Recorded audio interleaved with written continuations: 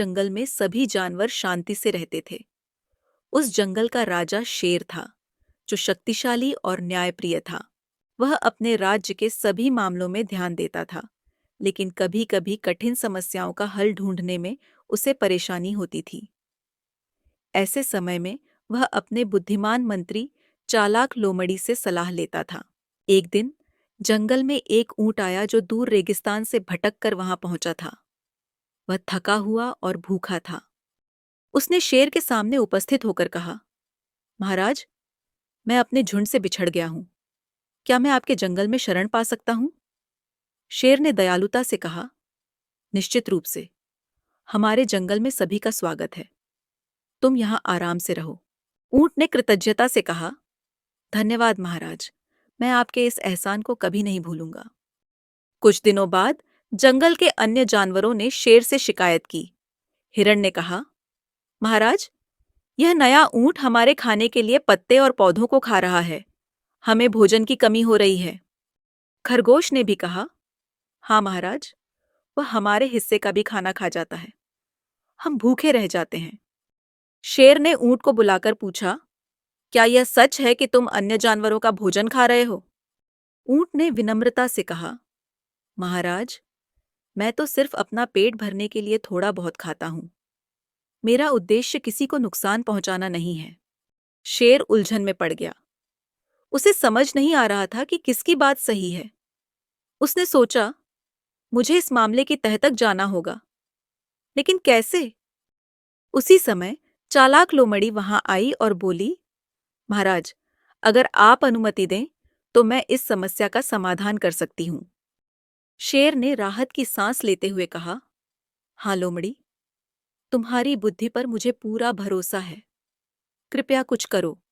लोमड़ी ने मुस्कुराते हुए कहा, मैं एक योजना बनाती हूं। कल सुबह सभी जानवरों को सभा में बुलाइए। अगले दिन सभी जानवर एक बड़ी सभा में इकट्ठा हुए। लोमड़ी ने सभा को संबोधित करते हुए कहा, मित्रों, हमारे जंगल में एक जादुई घंटा है। कहा जाता है कि जो भी झूठ बोलेगा वह घंटा बज उठेगा। आज हम सत्य का पता लगाने के लिए इस घंटे का प्रयोग करेंगे। सभी जानवर आश्चर्यचकित थे। बंदर ने फुसफुसाते हुए कहा, जादुई घंटा? मैंने तो इसके बारे में कभी नहीं सुना। तोता बोला, यह दिलचस्प है, देखते हैं क्या होता है। लोमड़ी ने कहा, अब बारी बारी से सभी उस कमरे में जाइए जहां घंटा रखा है और उसे छुए। वास्तव में लोमड़ी ने कमरे में कोई घंटा नहीं रखा था, बल्कि प्रवेश द्वार पर कोयले की कालिख लगा दी थी। जब पहला जानवर हिरण अंदर गया और बाहर आया तो उसके हाथों पर कालिख के निशान थे। फिर खरगोश गया, उसके भी हाथों पर कालिख थी। इसी तरह सभी जानवर गए और उनके हाथ काले हो गए। अंत में ऊंट की बारी आई। उसने मन में सोचा, अगर मैंने घंटा छुआ और वह बज उठा तो सबको पता चल जाएगा कि मैं झूठ बोल रहा हूं। बेहतर है कि मैं घंटा न छूऊं। इसलिए वह अंदर गया और बिना घंटा छुए बाहर आ गया। उसके हाथ साफ थे। जब सभी बाहर आ गए तो लोमड़ी ने मुस्कुराते हुए कहा, अब मैं सभी के हाथ देखना चाहती हूं। सभी ने अपने हाथ दिखाए। शेर ने देखा कि ऊंट के हाथ साफ हैं, जबकि बाकी सबके हाथों पर कालिख है।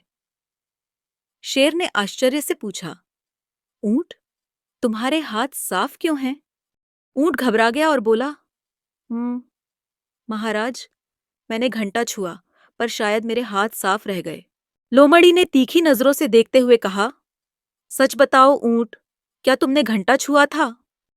ऊंट ने पसीना पोंछते हुए कहा, वह वह मैं। लोमड़ी ने कहा, सच बोलो। अगर तुमने घंटा छुआ होता तो तुम्हारे हाथों पर भी कालिख होती। वास्तव में वहां कोई घंटा नहीं था। यह एक परीक्षण था। सभी जानवरों ने ऊंट की ओर देखा। ऊंट ने सिर झुकाते हुए कहा, महाराज, मैं स्वीकार करता हूं। मैंने जानबूझकर घंटा नहीं छुआ। मैं दोषी हूं। मैंने दूसरों का भोजन खाया है। शेर ने गहरी आवाज में कहा, तुमने हमारे विश्वास को तोड़ा है, लेकिन क्योंकि तुमने सच स्वीकार कर लिया है, मैं तुम्हें एक मौका और देता हूं। आगे से ऐसा नहीं होगा। ऊंट ने कृतज्ञता से कहा, धन्यवाद महाराज। मैं वादा करता हूं कि आगे से मैं सभी के साथ मिलजुल कर रहूंगा और किसी को शिकायत का मौका नहीं दूंगा। सभी जानवरों ने राहत की सांस ली। खरगोश ने मुस्कुराते हुए कहा, चलो, अब हम सब साथ में भोजन करेंगे।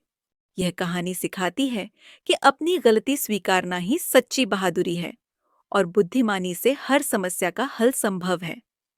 लोमड़ी की चतुराई ने दिखाया कि सही योजना से सत्य उजागर किया जा सकता है। ऐसी ही और मजेदार कहानियों के लिए वीडियो को लाइक करें, हमारे चैनल को सब्सक्राइब करें और जुड़े रहें।